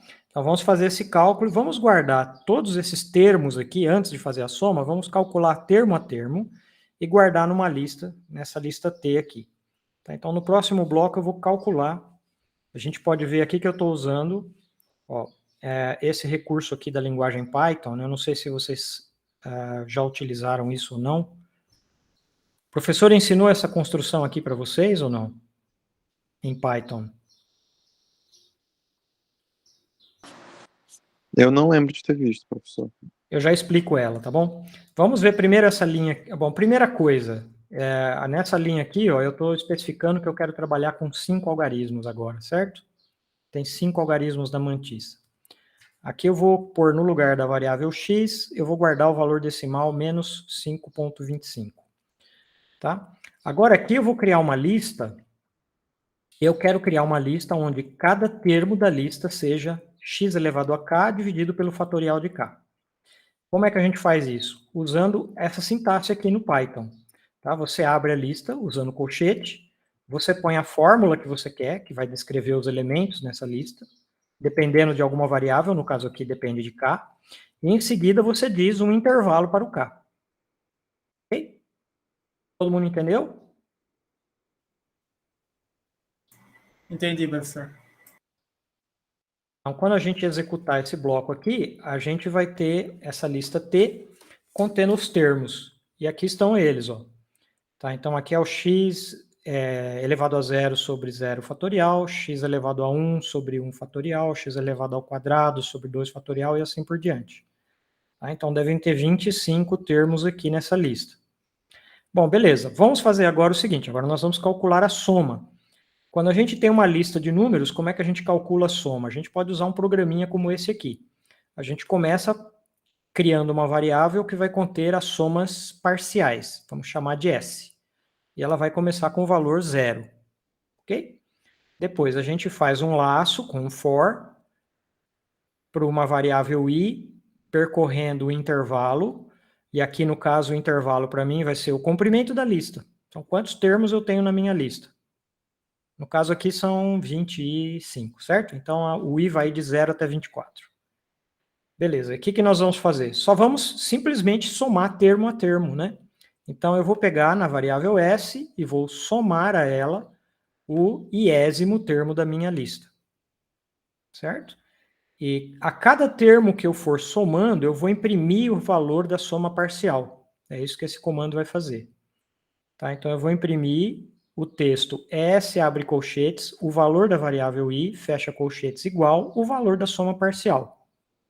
Então, vamos executar isso para ver. Então, como eu disse, S de 0 é igual a 1, é o primeiro termo.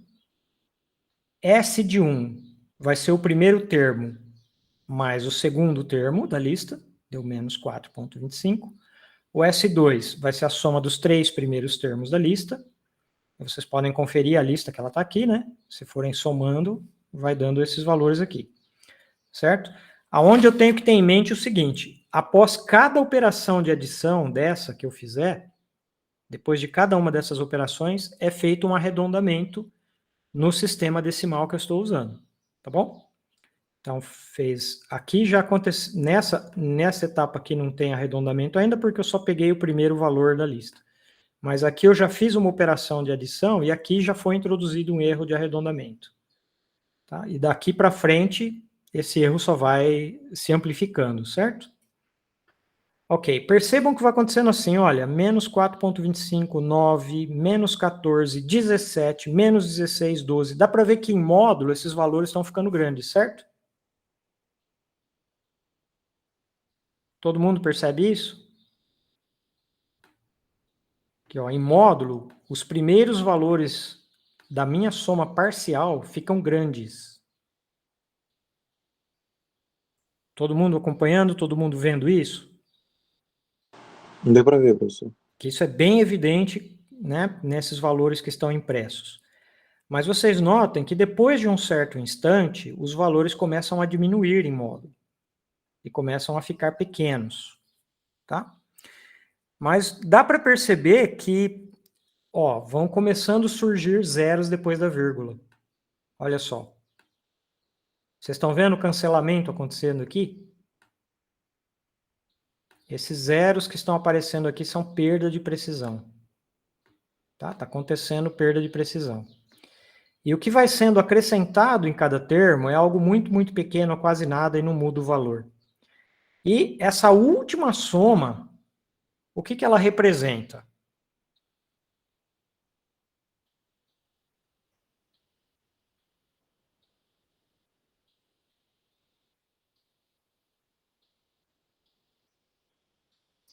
Vocês estão me ouvindo ou não, pessoal?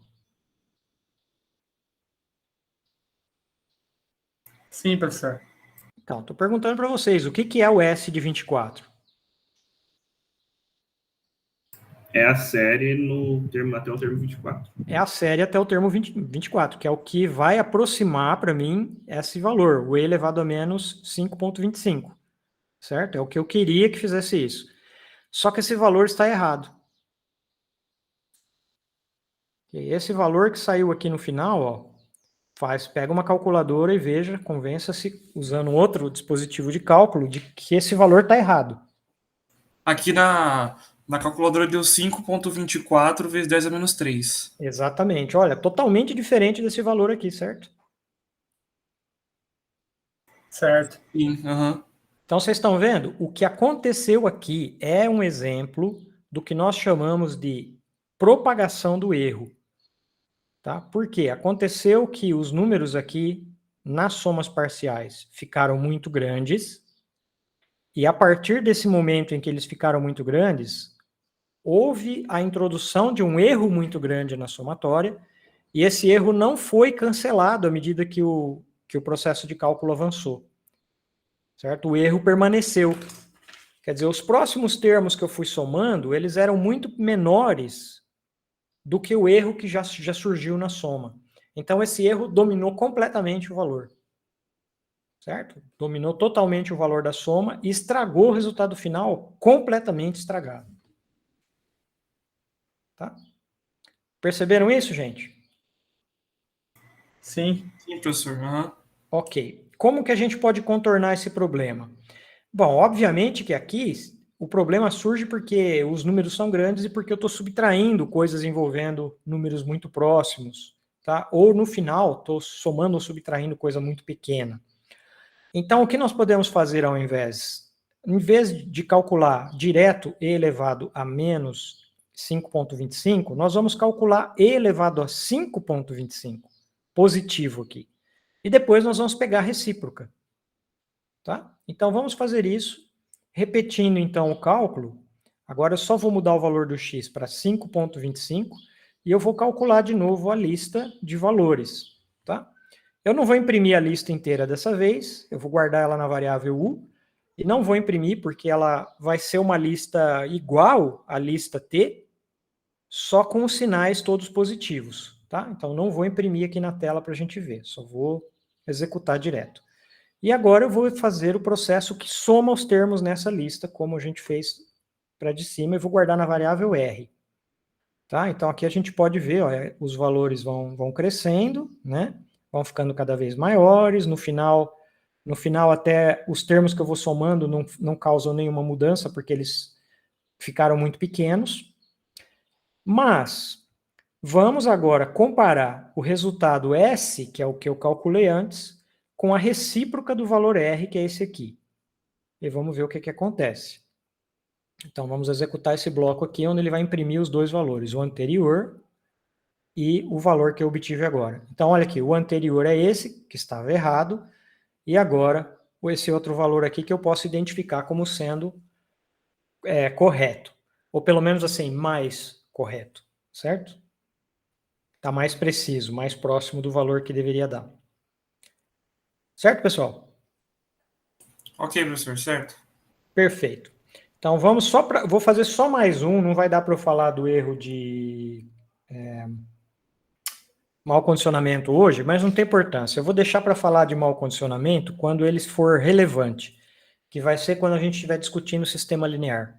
Até lá a gente não precisa discutir condicionamento. Vamos falar agora de instabilidade numérica. Aqui faltou botar um cabeçalho aqui. Tá, então, vamos supor que a gente tenha o seguinte problema, que a gente queira aproximar os valores dessa integral aqui. E elevado a menos 1, integral de 0 a 1, x elevado a n, vezes elevado a x dx.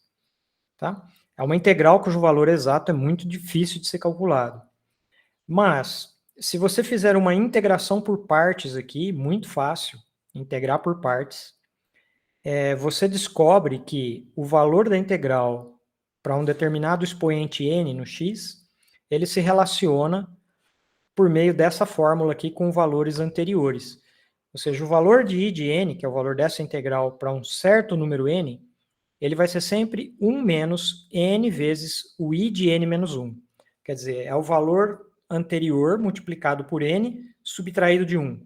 Isso dá o próximo valor. E é sempre verdadeiro para n maior que 0. E para a gente calcular o I de 0, que é o valor inicial, é só você colocar 0 no expoente, então x elevado a n vai dar 1. Então esse valor é exponencial de menos 1, integral de 0 a 1 de e de x dx, que é e menos 1 sobre e, que é aproximadamente 0,6321 vezes 10 elevado a 0. Então vamos calcular esse i de 0 num sistema com 4 algarismos, né? A gente vê que é isso mesmo, 0,6321, perfeito. Tá? Agora eu quero calcular os sucessivos valores de n. Então eu vou usar essa fórmula aqui, que nós chamamos de fórmula de recorrência. Tá? Então eu vou usar para isso uma função recorrente. O nome da função vai ser in, i grande, n pequeno, e o argumento é n, é o número.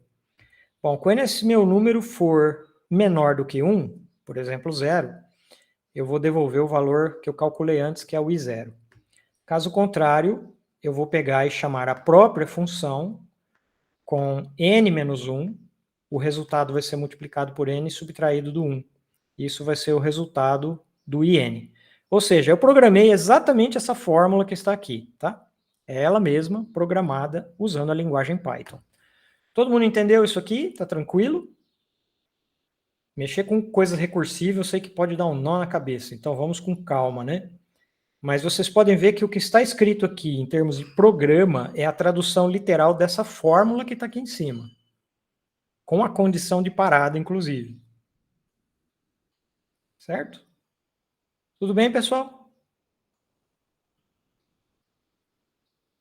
Tudo bem. Tudo bem, professor. professor. Joia. Então, o que eu vou fazer primeiro? Eu vou chamar o IN com o valor 1. O que ele vai fazer? Como o I é igual a 1, 1 é menor que 1, é falso. Vamos começar com 0 aqui, vai. Se eu puser I de 0. Bom, agora 0 é menor que 1 é verdadeiro. Então, quando eu calcular IN de 0, é claro que o valor vai ter que ser o I0, que é o 6321. Beleza. Agora, quando eu calcular o I1, essa condição aqui agora vai ser falsa, então eu vou cair nessa fórmula de baixo. Então, ele vai pegar IN de 1 menos 1, que é o I de 0, vai multiplicar por N e subtrair de 1. Então, vou deixar ele executar isso para ver o resultado. Certo? Deu 0,3679. Beleza. Vamos executar, calcular o I de 2. Deu isso, o I de 3. Agora deu isso. Sei lá, parece que os valores parecem estar diminuindo. Só para economizar, para a gente não ficar, né, calculando todos os valores, eu vou pular direto para o I de 7. Então, calculando o sétimo termo nessa sequência, deu 0,2160. E eu digo para vocês, esse valor está errado. Esse não é o valor de I de 7. Como é que eu posso saber disso sem eu entrar dentro do sistema de numeração, mas simplesmente ver que esse número realmente é absurdo? É muito fácil aqui. Porque, veja só, eu estou calculando uma integral e a minha integral é de 0 até 1, certo? No intervalo de 0 a 1, a exponencial de x, ela percorre os valores de 1 até o e, certo? Ela fica sempre neste intervalo. Então, significa o seguinte, significa que se eu calcular a integral de 0 a 1 de x elevado a n dx, que é o correspondente a eu pôr e igual a 1 aqui, né, no e elevado a x da minha integral, eu venho aqui na minha integral, que é essa aqui, troco esse e aqui elevado a x por e elevado a 1. Perdão, troco ele por 1, perdão. Tá? Então, eu tenho... Ops. Sumiu tudo aqui para mim. Eu tenho esse valor, 1 sobre n mais 1. Então, quer dizer que o IN, ele é sempre menor ou igual que o valor da integral quando eu ponho e no lugar do 1. Lembrando que eu tenho e a menos 1 do lado de fora da integral, por isso que sumiu o e desse lado, né? Porque tem um e que tem dentro e o e de fora cancela para dar isso. E aqui é só o e elevado a menos 1 vezes essa integral de cima. Então, o meu IN tem que estar entre este valor e este valor aqui. Para n igual a 7, isso daria e elevado a menos 1 sobre 1/8. Aqui faltou escrever o valor aqui, que seria 4,598 vezes 10 a menos 2. E ele tem que ser menor ou igual que 1/8, que é 0,125. Mas olha o que eu encontrei. Eu encontrei 0,2160. Não está nesse intervalo, esse valor aqui está errado. Tá? Então, o que aconteceu aqui é um outro exemplo de instabilidade, o que nós chamamos de instabilidade numérica. Não é propagação do erro, porque eu não estou calculando, não é que eu calculei uma somatória e no meio da somatória os números ficaram muito grandes em relação ao resultado final. Não é isso que aconteceu. Mas é um caso em que, no processo de cálculo, eu fui calculando I1, I2, I3, etc. A cada novo I que eu calculei aqui, eu introduzi um erro, tá? E esse erro foi aumentando, aumentando, aumentando. Quando eu cheguei no sétimo termo, o erro já dominou totalmente o resultado. E eu tenho um resultado agora que está completamente fora do intervalo em que deveria estar. Tá? Então, vejam, é assim que a gente sabe que a gente usou o computador para calcular alguma coisa e o computador calculou errado. Porque você tem um limitante inferior para o resultado e um limitante superior para o resultado, e aquele que você calculou está fora desse intervalo, dado pelo limitante inferior e pelo limitante superior. Então, assim, você pode ter certeza que esse valor aí está errado. Mas como é que eu poderia calcular o valor certo nesse caso? A gente simplesmente vai inverter a fórmula de recursão. A gente vai escrever ela assim, olhando para essa fórmula anterior, que é essa daqui, Notem que eu posso isolar o IN menos 1 nessa fórmula. Então, primeiro eu passo 1 para o lado de lá, depois eu divido tudo por menos N e eu isolo o IN menos 1. E só para que aqui fique IN, então eu quero trocar N menos 1 por N, então eu vou ter que pôr N mais 1 aqui no lugar, no lado de lá, para compensar isso. Tá? Então, se eu fizer isso, eu mudei a fórmula de recursão para IN é igual a 1 menos IN mais 1 dividido por N mais 1. Aí você pode falar assim, epa, professor, mas agora essa fórmula de recursão está indo para a direção errada. Porque para eu calcular o I7, eu vou precisar conhecer o I8, o I9, o I10. Sim, essa recursão aqui agora está andando do lado errado, aparentemente do lado errado. Mas veja só, dessa desigualdade que está aqui, ó, o que acontece se eu passar o IN ao limite quando o N tende a mais infinito?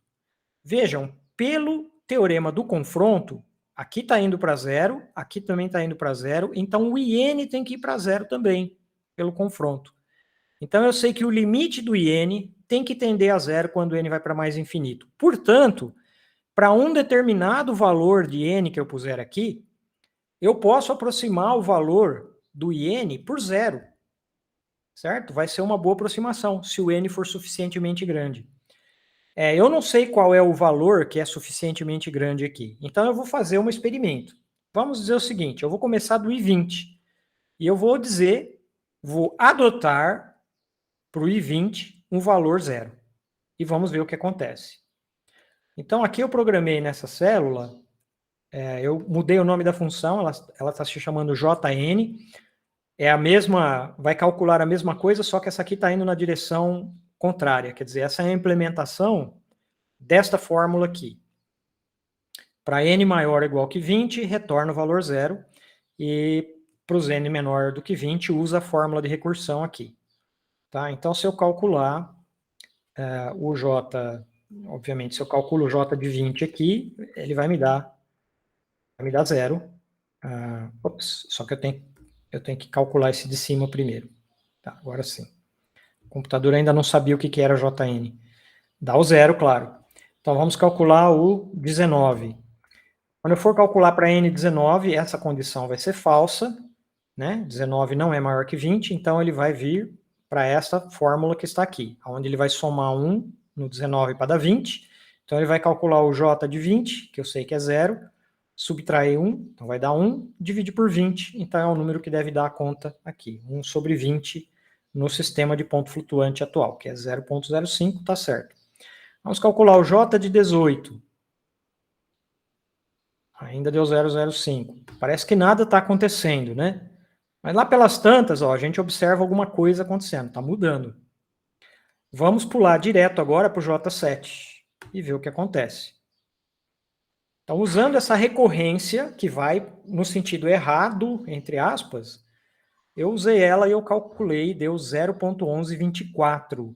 Opa, isso é muito esperançoso, porque 0,1124 está dentro do intervalo que deveria estar, que é esse aqui, entre esse valor e esse valor. Certo? Então, isso nos dá uma razoável esperança de que esse valor esteja certo. Tá? Bom, só por questão de consistência, vamos usar essa fórmula para calcular o valor de I0, que é o Jn de zero. Certo? Então, usando essa recorrência que anda no sentido contrário, calculando Jn de zero, ele vai subir até o 20 e depois ele vai voltar.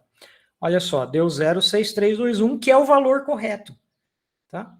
Então, isso significa que esse valor que a gente encontrou anteriormente, provavelmente está certo também. Senão eu não teria o valor correto aqui. Tá? Então, isso mostra para a gente assim, que um processo de cálculo ele pode ser instável, ele apresenta instabilidade numérica, mas a simples reversão, digamos assim, do processo de cálculo, fazendo ele andar na direção reversa, como vocês viram acontecer aqui, resolve o problema da instabilidade. Tá? Então, um processo ele pode ser instável numa direção, mas pode ser estável na outra direção. É exatamente o que aconteceu aqui. Bom, essa parte que vem em seguida eu vou pular porque o nosso tempo já se esgotou. Tá, mas eu deixo... Depois eu vou copiar essa coisa aqui para dentro da nota de aula e postar no ambiente para vocês. Alguma pergunta?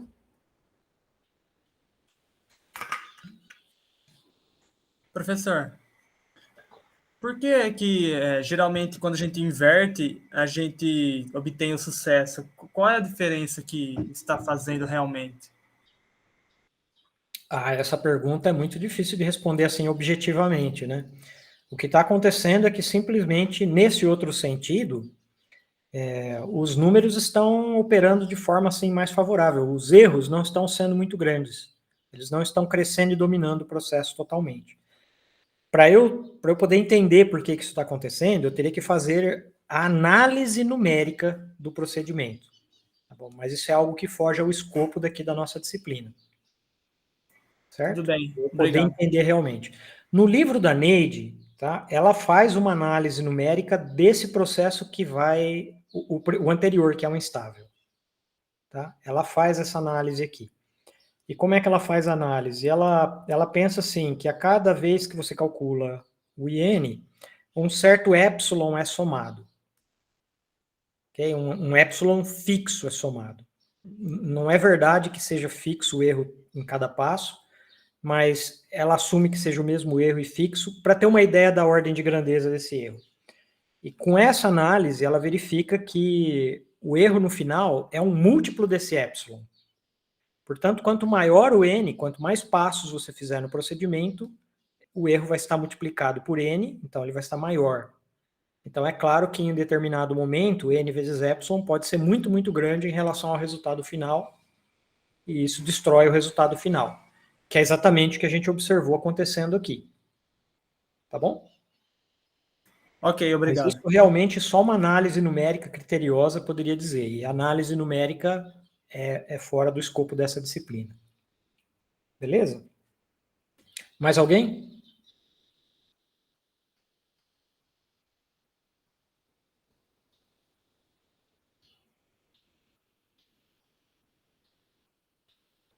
Bom, beleza, pessoal. Então, na aula de amanhã, a gente continua a partir daqui. Tá? O que vai vir pela frente aqui cadê minha janela aqui? Desculpa. O que vai vir pela frente, eu vou fazer mais conversões de e para números de ponto flutuante, mas dessa vez utilizando o padrão real da máquina para a gente ver como é que a máquina funciona. Tá? Então, vou falar um pouco mais do ponto flutuante normalizado no padrão IEE.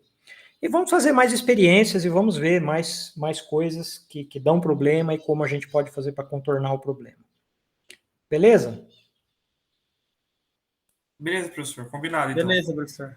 Tá bom. Então, até amanhã. Certo. A gente se vê amanhã, então. Tchau, tchau. Tranquilo. Tchau, tchau. Tchau, tchau, professor. Obrigado. Tchau, professor. Imagina. Oi, Vitor, pode falar. Professor, você pode, por favor, disponibilizar a aula de sexta-feira lá no ambiente? Porque ainda não está lá. Eu procurei hoje para reassistir e não achei. A gravação da aula, eu ponho Isso, sim. né? Por Eu favor. ponho sim. Eu não consigo pôr imediatamente quando a gente acaba a aula, Ah, sim, aham. sabe, né? Que ele processa sim. primeiro, né? Aham, sim. Então, Tem ele estava um bom processando e tempo. Ainda mais a aula de 2 horas, né? Demora mais ainda. Tá bom, então, professor. Muito obrigado, viu? não tem de quê, Leandro. Tá, joia. Não tem de quê. Tchau, tchau. Tchau, tchau, professor. Até amanhã. Até amanhã.